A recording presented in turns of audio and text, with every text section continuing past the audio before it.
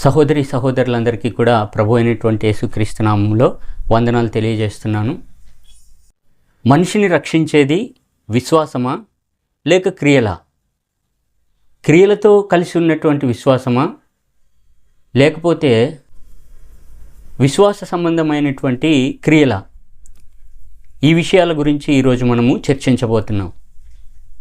అదేంటండి ఆ విషయం మాకు తెలుసు.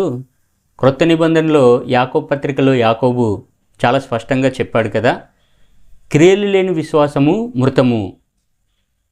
అలాగే విశ్వాసం లేకుండా క్రియలు కనపరచడం అనేటువంటిది కూడా జరగదు అని చెప్పి. కాబట్టి విశ్వాసము క్రియలు అనేటువంటి విషయాన్ని గురించి మనం బైబిల్ని తెరిచి పరిశీలన చేద్దాం. మొట్టమొదట మనము విశ్వాసం దగ్గర నుంచి ప్రారంభిద్దాం. మనందరికీ కూడా తెలుసు కదా, రోమపత్రిక 10వ అధ్యాయం 17వ వచనంలో వినుట వలన విశ్వాసం కలుగును, వినుట క్రీస్తును గురించినటువంటి మాట వలన కలుగును. కాబట్టి క్రీస్తును గురించినటువంటి సత్యవాక్యం అనేటువంటిది దేవుడు లోకానికి బయలుపరిచినటువంటి దేవుని యొక్క వాక్యము. క్రీస్తును గురించి బైబిల్ ద్వారా బోధింపబడి తెలుసుకొని ఆ విషయాల మీద నువ్వు విశ్వాసం ఉంచినట్లయితే ఆ విశ్వాసము నీ నీతికి నిత్య జీవానికి కారణమవుతుంది. దాన్నే హెబ్రీ పత్రిక 11వ అధ్యాయం మొదటి 2-3 వచనాల్లో అంటాడు, విశ్వాసం అన్నది నిరీక్షింపబడు వాటి యొక్క నిజస్వరూపము. అంటే నీ కంటికి కనబడకుండా ఏదైతే ఉందో, ప్రస్తుతమందు అదృశ్యమందు ఏదైతే దేవుడు దాచిపెట్టి ఉంచాడో దాన్ని వాక్య భాగాల ద్వారా గ్రహించుకొని సత్యమైనటువంటి బోధ ద్వారా నడిపింపబడినట్లయితే ఒకరోజు ఆ విశ్వాసం అనేటువంటి దాని యొక్క ప్రతిఫలం అనేటువంటిది విశ్వసించిన ప్రతి ఒక్కరికి కూడా దేవుడు అనుగ్రహించబోతున్నాడు. దీన్ని విశ్వాసము అని చెప్పి అంటున్నది బైబిల్. ఇది రక్షణార్థమైనటువంటి విశ్వాసము, నీ నీతికి కారణమైనటువంటి విశ్వాసము, నిన్ను మరణము నుంచి జీవములోనికి నడిపించేటువంటి విశ్వాసము. వెంటనే ఈరోజు నమ్మితే రేపు కనబడేటువంటిది కాదిది. అయితే మరొక రకమైనటువంటి కోణం ఉన్నది. అదేంటనంటే స్వస్థత సంబంధమైనటువంటి విశ్వాసము. లేకపోతే నీ కలిగినటువంటి అవసరతల నిమిత్తము, నీ యొక్క అవసరతలు, లేకపోతే మరేవో ఇతరమైనటువంటి కొన్ని కష్ట నష్టాల్లో నుంచి దేవుడు నన్ను రక్షించగలుగుతాడు, దీని నుంచి విడుదల చేయగలుగుతాడు అనేటువంటి విశ్వాసం ఉంచడము సమంజసమైనటువంటిదే, అది సరైనటువంటిదే. కానీ ఈరోజు మనం మాట్లాడుకోబోయేటువంటిది ఏంటనంటే నిన్ను రక్షణలోనికి లేకపోతే మరణము నుంచి జీవములోనికి దేవుని వాక్యం ఏ రకంగా నిన్ను ఒక విశ్వాసిగా లేకపోతే ఆ విశ్వాసము ద్వారా నీతిని నీకు ఆపాదించి దేవుడు మనల్ని రక్షిస్తున్నాడు అనేటువంటిది అసలైనటువంటి విశ్వాసము. మనమందరం కూడా తెలుసుకోవలసినటువంటి విశ్వాసము, సత్యవాక్యాన్ని గ్రహించి దాని ద్వారా పొందుకునేటువంటి విశ్వాసం ఇది. ఎందుకనంటే యేసుక్రీస్తు చాలా సందర్భాల్లో చెప్తాడు కదా, అమ్మా నీ విశ్వాసం నిన్ను స్వస్థపరిచింది, నీ విశ్వాసాన్ని బట్టి అది నీకు కలుగుతుంది అని చెప్పి చాలా సందర్భాల్లో యేసుక్రీస్తు మాట్లాడతాడు. అయితే మనం మాట్లాడుకునేటువంటి విషయం ఏంటనంటే ఈ సమస్త శరీరాన్ని అంతటినీ కూడా పాప సంబంధమైనటువంటి స్వభావములో నుంచి నిత్యజీవ సంబంధమైనటువంటి స్వభావములోనికి నడిపిస్తుంది, అది విశ్వాసము. ఆ విశ్వాసాన్ని గురించి మనము మాట్లాడుకుంటున్నాం. అవన్నీ కూడా మన యొక్క అవసరతలు అక్కరలు అనేటువంటివి మన విశ్వాసాన్ని బట్టి దేవుడు అనుగ్రహిస్తే అనుగ్రహించాడు గాక ఆయన చిత్తాన్ని బట్టి.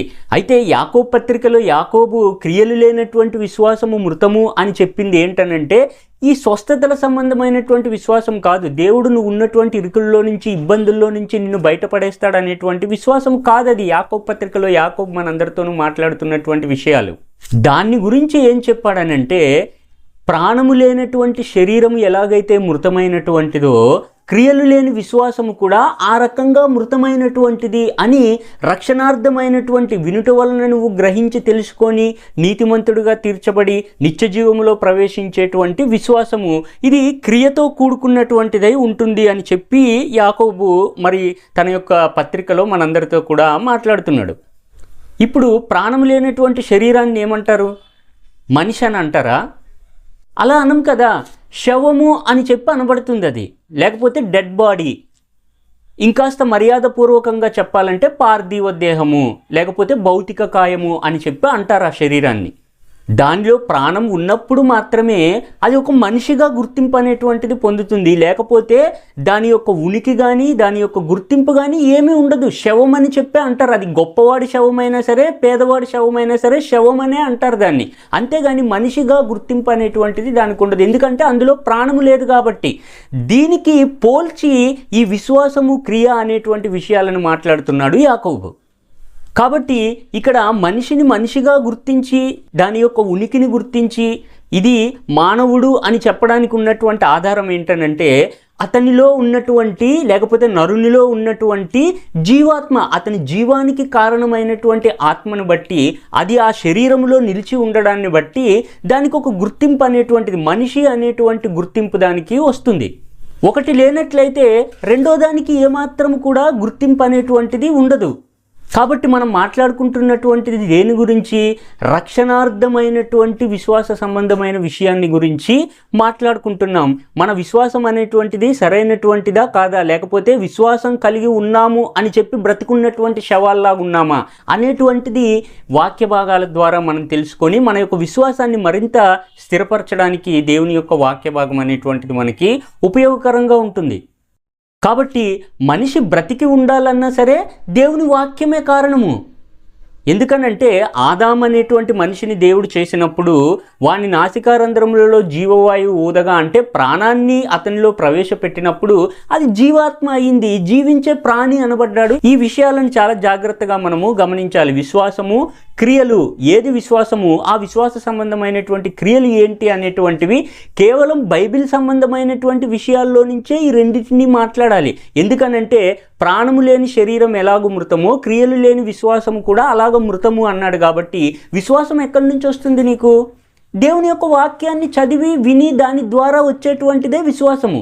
మరి మనిషి ప్రాణముతో చెలిస్తున్నాడు అనేటువంటిది ఎలాగ తెలుస్తుంది నీకు అని అంటే కేవలం బైబిల్లో నుంచి మాత్రమే. కాబట్టి నువ్వు క్రియల గురించి మాట్లాడినా బైబిల్లో చెప్పబడినటువంటి దాని కోణంలోనే మాట్లాడాలి. విశ్వాసం అనేటువంటి దాని విషయం మాట్లాడినప్పటికీ కూడా బైబిల్ని తెరిచి ఏది విశ్వాసము అని చెప్పి దేవుడు మాట్లాడుతున్నాడు, ఆ విశ్వాస సంబంధమైన క్రియలు అని చెప్పి దేని గురించి మాట్లాడుతున్నాడు అనేటువంటి రెండు విషయాలని కూడా పరిశుద్ధ గ్రంథాన్ని తెరిచి క్రియా విశ్వాసము అనేటువంటి దాన్ని చాలా క్లియర్గా అర్థం చేసుకోవడానికి మనము ప్రయత్నించాలి. అంతేగాని లోక సంబంధమైనటువంటి విషయాలు చాలామంది ఏం చేస్తారనంటే క్రియలు అనగానే లోక సంబంధమైన విషయాలను తీసుకొచ్చి ఇందులోకి చొప్పించే ప్రయత్నం చేస్తారు. మంచి పనులు, మంచి క్రియలు అని చెప్పేసి వాళ్ళు చేస్తున్నారు కదా, వీళ్ళు చేస్తున్నారు కదా, నువ్వెందుకు చేయడం లేదు, ఇది తప్పు కదా, ఇది ఒప్పు కదా అని చెప్పేసి ఏది తప్పు ఏది ఒప్పు, ఏ క్రియ దేవుడు చేయమన్నాడు, అసలు ఈ క్రియలు అంటే ఏంటి, విశ్వాసం అంటే ఏంటి, నువ్వు కలిగి ఉన్నటువంటి విశ్వాసం సరైనటువంటిదా కాదా, ఒకవేళ నేను విశ్వాసం కలిగి ఉంటే ఏ క్రియ ఆ విశ్వాసాన్ని బలపరుస్తుంది అనేటువంటిది చాలా జాగ్రత్తగా మనము బైబిల్ గ్రంథం నుంచి పరిశీలన చేసి తెలుసుకోవాలి. సరే, క్రియలు విశ్వాసము, క్రియలు విశ్వాసము, క్రియలు విశ్వాసము అని చెప్పి మాట్లాడుకుంటున్నప్పుడు ఏంటి ఆ క్రియలు? క్రియ అని చెప్పి లేకపోతే ఒక పని నువ్వు చెయ్యాలి, ఒకవేళ నువ్వు విశ్వాసం ఉంచినట్లయితే నీ విశ్వాసం సరైనటువంటిదైతే క్రియలు అని చెప్పి మాట్లాడుకున్నప్పుడు ఏంటి ఆ క్రియలు? ఏంటి దేవుడు చెప్పినటువంటి విశ్వాస సంబంధమైనటువంటి క్రియలు అనగా క్రియారూపకమైనటువంటిది ఏంటి? నువ్వు ఇది చెయ్యి, ఇది చెయ్యకూడదు, ఇది చెయ్యాలి, ఇది చెయ్యకూడదు అని చెప్పి ఇచ్చినటువంటిది ఏంటి అని అంటే ధర్మశాస్త్రము. దేవుడు మోషే ద్వారా తన ప్రజలైనటువంటి ఇశ్రాయేలీయులకి అనుగ్రహించినటువంటి ఆజ్ఞలు, కట్టడలు ఇవి క్రియారూపకమైనటువంటివి. అంటే చర్యల ద్వారా, పనుల ద్వారా చేయబడినటువంటి, పనుల ద్వారా చేసి కనపరిచేటువంటి క్రియాధర్మం ఏంటనంటే ధర్మశాస్త్ర సంబంధమైనటువంటి క్రియలు. కాబట్టి ఈ ధర్మశాస్త్రం ఏంటి, ఎవరు అనుగ్రహించారనంటే దేవుని యొక్క మాట. దేవుడు మోషేకు ఆజ్ఞాపించినప్పుడు మోషే వచ్చి దేవుని పక్షంగా ఇశ్రాయేలు ప్రజలందరితో కూడా దేవుని యొక్క మాటలని వాళ్ళకి తెలియజేయడం జరిగింది. మీరు ఇది చెయ్యాలి, ఇది చెయ్యకూడదు, ఇలా ఉండాలి, ఇలా ఉండకూడదు అని చెప్పి మోషే ద్వారా దేవుడు అనుగ్రహించినటువంటి దేవుని మాట. కాబట్టి ధర్మశాస్త్రము అంటే, ధర్మశాస్త్ర సంబంధమైనటువంటి క్రియలు అంటే అది ఏమైపోయింది? దేవుని యొక్క మాట. ఏంటి దేవుని యొక్క మాట? దేవుని యొక్క ఆజ్ఞ, దేవుడు ఆజ్ఞాపించినటువంటి ఆయన యొక్క వాక్కు ఏంటి అని అంటే దాన్ని యేసుక్రీస్తు చాలా స్పష్టంగా చెప్తున్నాడు. ఏంటనంటే యోహాను సువార్త 12వ అధ్యాయము 50వ వచనం, మరియు ఆయన ఆజ్ఞ నిత్య జీవమని నేను ఎరుగుదును. ఇది యేసుక్రీస్తు చెప్తున్నటువంటి విషయం. దేవుని ఆజ్ఞ అనగా ధర్మశాస్త్ర సంబంధమైనటువంటిది, దేవుడు మనుషులతో మాట్లాడినటువంటి వాక్కు, మోషే ద్వారా ఇశ్రాయేలీలకు అనుగ్రహించినటువంటి ఈ యొక్క ధర్మశాస్త్రం యొక్క విధులు, కట్టడలు, ఆజ్ఞలు ఏవైతే ఉన్నాయో, నీ ఆజ్ఞ నిత్య జీవము అని చెప్పి యేసుక్రీస్తు చెప్తున్నాడు. కాబట్టి ధర్మశాస్త్రం అంటే ఏంటి? నీకు నిత్య జీవాన్ని అనుగ్రహించేటువంటిది, నిన్ను నిత్యము జీవింపజేసేటువంటిది. దీన్ని పౌలు ఏ రకంగా వివరిస్తున్నాడనంటే రోమపత్రిక 7:14 ధర్మశాస్త్రము ఆత్మ సంబంధమైనదని ఎరుగుదుము. ఈ యొక్క ధర్మశాస్త్రం అనేటువంటిది ఆత్మ సంబంధమైనటువంటిది. కాబట్టి నువ్వు చేసేటువంటి ధర్మశాస్త్ర సంబంధమైనటువంటి క్రియలు, నువ్వు ఇవి చెయ్యాలి అని చెప్పి దేవుడు మోషే ద్వారా ఆజ్ఞాపించినటువంటి విషయాలన్నీ కూడా ఎలా ఉన్నాయి? పౌలు ఏం చెప్తున్నాడు? ధర్మశాస్త్రము ఆత్మ సంబంధమైనటువంటిది అని చెప్పి దాని యొక్క వివరణను పౌలు మనందరితో కూడా మాట్లాడుతున్నాడు. అలాగే 12వ కూడా, కాబట్టి ధర్మశాస్త్రము పరిశుద్ధమైనది, ఆజ్ఞ కూడా పరిశుద్ధమైనది అని చెప్పేసి ఈ ధర్మశాస్త్ర సంబంధమైనటువంటి విషయాలు, అంటే క్రియారూపకంగా ఉన్నటువంటి విషయాలు, మొట్టమొదటి ధర్మశాస్త్రము ఆత్మ సంబంధమైనటువంటిది, అది పరిశుద్ధమైనటువంటిది. ఏంటి? దేవుని యొక్క ఆజ్ఞ. నువ్వు క్రియలు క్రియలు క్రియలు అని ఏదైతే అంటున్నావో అది ధర్మశాస్త్రం ఏమైంది? ఆత్మ సంబంధమైనటువంటిది, పరిశుద్ధమైనటువంటిది. సరే, క్రియ అంటే ఏంటో చూస్తున్నాము. దాని యొక్క మూలము ఎక్కడి నుంచి దేవుడు మనుషులకు తెలియజేశాడు అనేటువంటి విషయాలను చూద్దాము. దాని గురించి, దాని వలన వచ్చేటువంటి ఉపయోగము, అది ఎందు నిమిత్తం ఇవ్వబడింది, దాని ద్వారా జరిగేటువంటి పని ఎలా ఉంటుంది అనేటువంటిది పౌలు చెప్తున్నాడు. చూడండి, రోమపత్రిక 3:20 ఏలయనగా ధర్మశాస్త్ర సంబంధమైన క్రియల మూలముగా ఏ మనుష్యుడు ఆయన దృష్టికి నీతిమంతుడని తీర్చబడడు.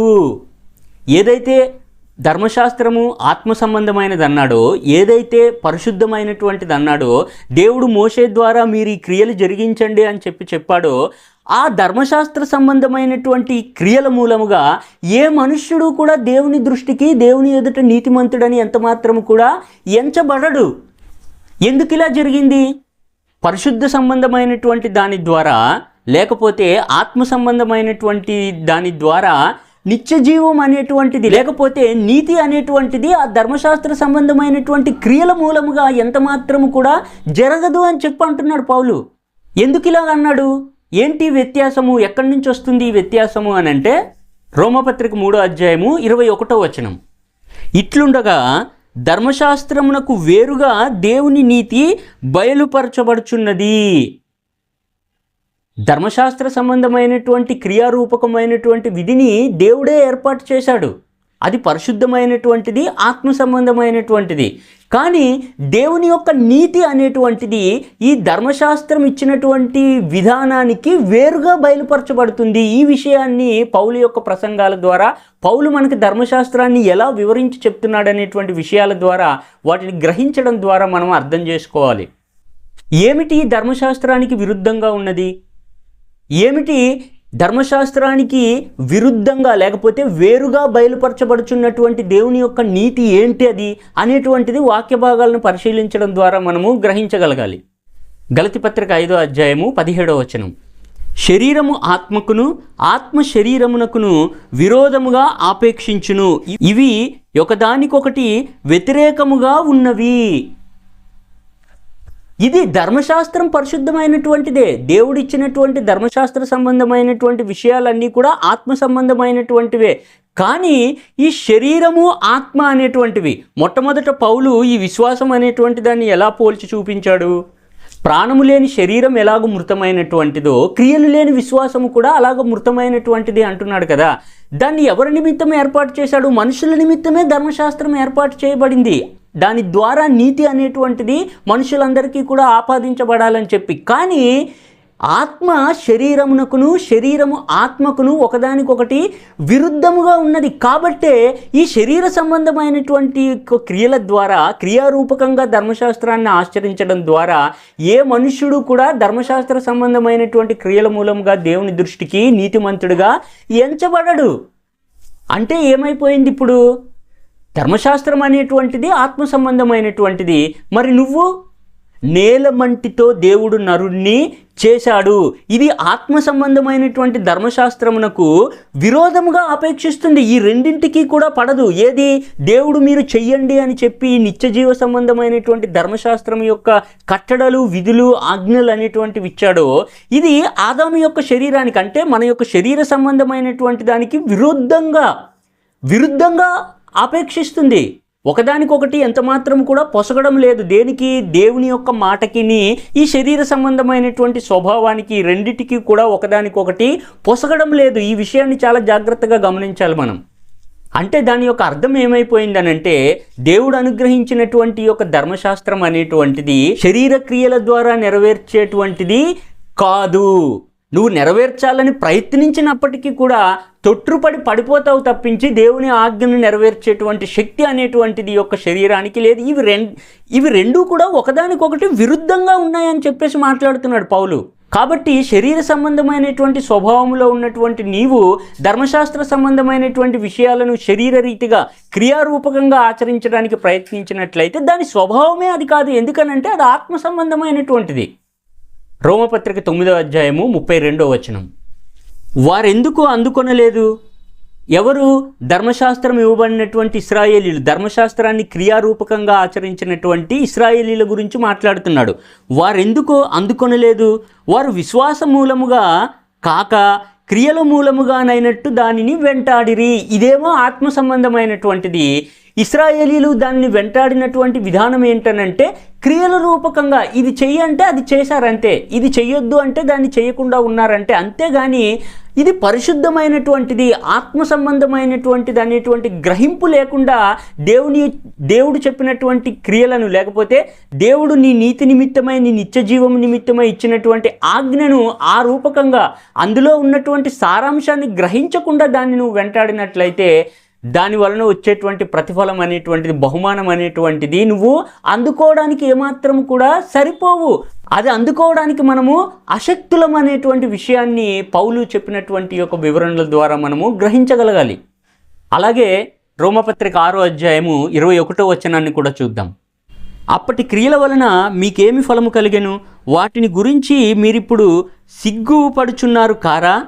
వాటి అంతము మరణమే అని చెప్పి మాట్లాడుతుంది దేవుని యొక్క వాక్య భాగం. కాబట్టి క్రియలు చేశారు, చేయలేదా? ఇశ్రాయేలీలు ధర్మశాస్త్రాన్ని వెంటాడారు, దాన్ని ఆచరించారు, దాని సంబంధమైనటువంటి క్రియాధర్మాన్ని వాటన్నింటినీ కూడా ఆచరించారు. కానీ అప్పటి క్రియల వలన మీకేం ఫలం కలిగింది? దాని వలన సిగ్గుపరచబడుతున్నారు కదా.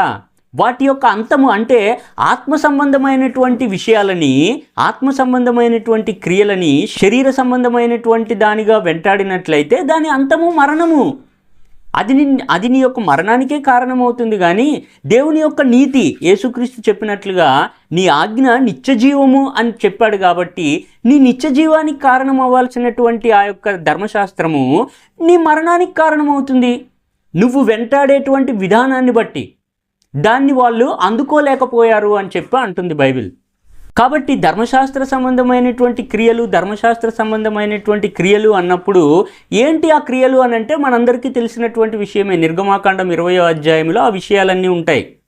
12వ వచనం నుంచి, నీ దేవుడైన యెహోవా నీకు అనుగ్రహించు దేశంలో నీవు దీర్ఘాయుష్మంతుడు అగినట్లు నీ తండ్రిని నీ తల్లిని సన్మానించుము, నరహత్య చేయకూడదు, వ్యభిచరింపకూడదు, దొంగిలకూడదు, నీ పొరుగువాని మీద అబద్ధ సాక్ష్యములు పలుకకూడదు, నీ పొరుగువాని ఇల్లు ఆశింపకూడదు, నీ పొరుగువాని భార్యనైనను అతని దాసునైనను అతని దాసినైనను అతని ఎద్దైనను అతని గాడిదనైనను నీ పొరుగువానిదగు దేనినైనను ఆశింపకూడదు అని చెప్పెను. వీటినే ప్రధానంగా ఎందుకు చెప్తున్నామనంటే మోషే కొండ మీదకి వెళ్ళి దేవుని దగ్గర నుంచి తీసుకొచ్చినటువంటి నిబంధన సంబంధమైనటువంటి క్రియారూపకమైనటువంటి ధర్మశాస్త్రం యొక్క క్లుప్త సందేశం అన్నమాట. సారాంశం అంతా కూడా ఈ యొక్క ఆజ్ఞల్లోనే ఉన్నది.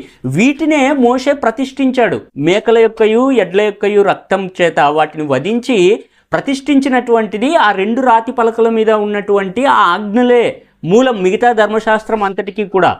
కాబట్టి ధర్మశాస్త్ర సంబంధమైనటువంటి క్రియారూపకమైనటువంటి నీతి విధిని వెంటాడితే ఏమవుతుంది అంటే, నరహత్య చేయకుండా ఉన్నప్పుడు, లేకపోతే అబద్ధం ఆడకుండా ఉన్నప్పుడు, లేకపోతే మరే ఇతరమైనటువంటి ధర్మశాస్త్రం నీకు ఆజ్ఞాపిస్తున్నటువంటి క్రియ చేయకుండా ఉన్నట్లయితే దానివలన నీకు నీతి రావాలి. దాని ద్వారా నీ ఆజ్ఞ నిత్య జీవము అని చెప్పిన ప్రకారం నిత్య జీవము రావాలి. దాని సంబంధమైనటువంటి నీతి విధి నెరవేరాలి. కానీ నెరవేరిందా, నీతి వచ్చిందా అని అంటే, ఈ క్రియల మూలముగా ఏ మనుష్యుడు కూడా దేవుని ఎదుట లేకపోతే దేవుని దృష్టికి నీతిమంతుడని అనబడడు అని చెప్పి పౌలు చెప్పాడు కదా. సరే, ఇప్పుడు మన ముందున్నటువంటి కర్తవ్యం ఏంటి? మనం ఏం చేయాలి? ఆజ్ఞ ఏమో నిత్యజీవ సంబంధమైనటువంటిది, శరీరమేమో ఆ యొక్క ఆత్మ సంబంధమైనటువంటి దానికి విరుద్ధంగా ఉన్నది.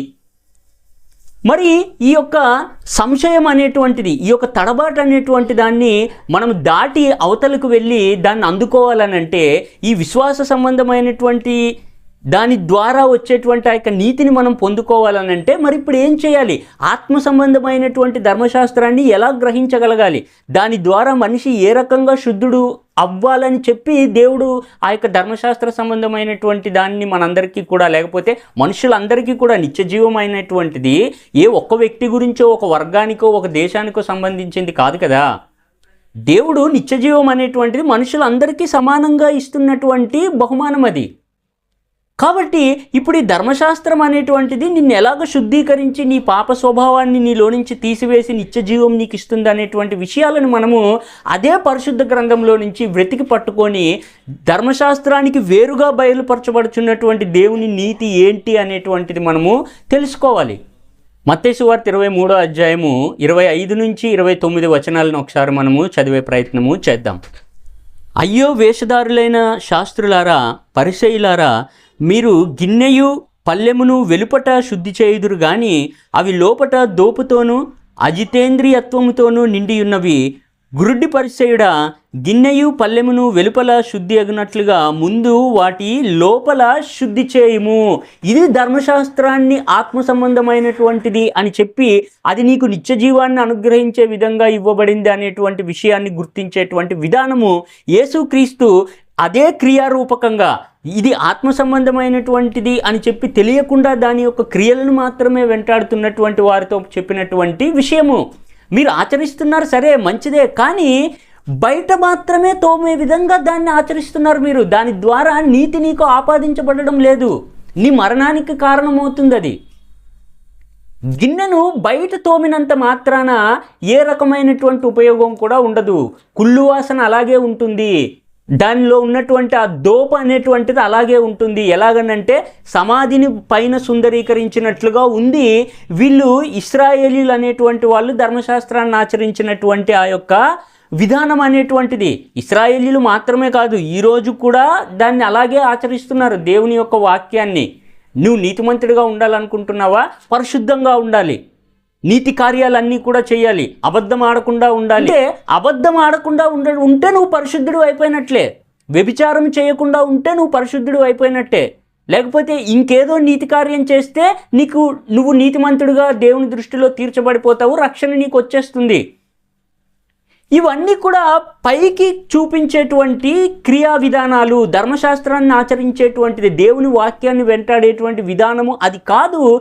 ఆ యొక్క క్రియల ద్వారా ఏ మనుష్యుడు కూడా నిత్యజీవం అనేటువంటిది పొందలేడు అని చెప్పి పౌలు చాలా క్లియర్గా ధర్మశాస్త్ర సంబంధమైనటువంటి నీతి విధిని, దేవుని ఉద్దేశాన్ని మనుషులందరికీ కూడా పత్రిక రూపంలో రాసి ఉంచాడు. దాన్ని చదివి గ్రహించి ఏమిటా నీతి క్రియ, దాన్ని నేను చెయ్యగలనా, నా స్వభావం ఏంటి, దేవుడు ఎందుకని చెప్పి ధర్మశాస్త్రం అనేటువంటిది ఏర్పాటు చేశాడు అని అంటే నిన్ను లోపటి నుంచి శుద్ధి చేయడానికని చెప్పి. గిన్నెను పైన తోమడానికి ధర్మశాస్త్రం ఎందుకు, దేవుని మాట ఎందుకు, దేవుని యొక్క ఆజ్ఞ ఎందుకు? సెంటు కొట్టుకుంటే సరిపోతుంది కదా, మంచి వాసన వస్తుంది. కానీ దేవుని యొక్క వాక్యము, దేవుని యొక్క ఆజ్ఞ అనేటువంటిది దాని యొక్క సహజ సిద్ధమైనటువంటి స్వభావం ఏంటనంటే మనిషిని మరణము నుంచి రక్షించాలని చెప్పి, అది మనుషులకు ఇచ్చినటువంటి దేవుని ఉద్దేశమే అది పౌలు మనందరికీ కూడా చెప్తున్నాడు. యేసుక్రీస్తు దాన్ని ఏమంటున్నాడనంటే ముందు లోపట శుద్ధి చేయండి. ఎలాగ చేస్తాం లోపట? దేవుని యొక్క వాక్యం అనేటువంటి దాని ద్వారా మనిషి యొక్క అంతరంగము ఎలాగా శుభ్రం అవుతుంది అని అంటే, నీ ఎదుట నేను పాపము చేయకుండానట్లు నా హృదయంలో నీ వాక్యాన్ని ఉంచుకున్నాను. ఈ ఆజ్ఞ అనేటువంటిది, ధర్మశాస్త్రం అనేటువంటిది నీ హృదయంలో ఉండాలి. దాని యందు విశ్వాసం ఉంచాలి. ఇది దేవుని మాట అని చెప్పి నమ్మాలి. ఇది నన్ను రక్షిస్తుందని చెప్పి నువ్వు నమ్మాలి. అప్పుడు ఏమవుతుందనంటే నీ యొక్క యేసుక్రీస్తు చెప్పినటువంటి దాన్ని బట్టి ఈ గిన్నె, పాత్ర అనేటువంటిది లోపటి నుంచి నిన్ను శుద్ధీకరిస్తుంది. లోపట ఎప్పుడైతే శుద్ధీకరణ జరుగుతుందో వెలుపల కూడా శుద్ధి ఆటోమేటిక్గా అయిపోతుంది. అదే యేసుక్రీస్తు చెప్తున్నాడు. కాబట్టి ఈ యొక్క ఆజ్ఞ అనేటువంటి దాన్ని సరిగ్గా గ్రహించినట్లయితే నిత్య జీవము నీకు వచ్చేటువంటి అవకాశము లేదు. నిర్గమకాండం 20వ అధ్యాయంలో, అంటే ధర్మశాస్త్రం ఆత్మ సంబంధమైనటువంటిది, పరిశుద్ధమైనటువంటిది అని చెప్పి మాట్లాడుకున్నప్పుడు ఈ యొక్క మోషే ద్వారా దేవుడు ఇచ్చినటువంటి విషయాలని చాలా జాగ్రత్తగా గ్రహించాలి. అబద్ధం ఆడొద్దు, నరహత్య చేయొద్దు, వ్యభిచరింపవద్దు, దొంగిలవద్దు అని చెప్పి తర్వాత ఏమంటున్నాడనంటే, నీ పొరుగువానిది ఏది కూడా నువ్వు ఆశింపవద్దు. నీ పొరుగువాని ఎద్దు కానీ, గాడిద కానీ, నీ పొరుగువాని భార్యను అయినా సరే ఆశింపకూడదు అని చెప్పి చెప్తున్నాడు ఇక్కడ. ఇది ఎలాగ సాధ్యము? కానీ ఆశింపవద్దు అని చెప్పి అంటున్నాడు. ఇది నువ్వు ఎలా చేయగలవు అని చెప్పి బైబిల్ ప్రశ్నిస్తుంది. పౌలు మనందరినీ కూడా ప్రశ్నిస్తున్నాడు. ఏంటి ధర్మశాస్త్రము ఎంతవరకు పనిచేస్తుంది, అది ఎంతవరకు నీ మీద ప్రభుత్వం చేయగలదు అని అంటే, నీతి నీకు ఆపాదించేటువంటి విధంగా, నీకు నిత్య జీవం ఇచ్చేటువంటి విధంగా ఆజ్ఞ యొక్క స్వరూపం అనేటువంటిది లేదు. అది ఏ రకంగా ఉందంటే ధర్మశాస్త్రానికి వేరుగా బయలుపరచబడుతుంది దేవుని నీతి అనేటువంటిది.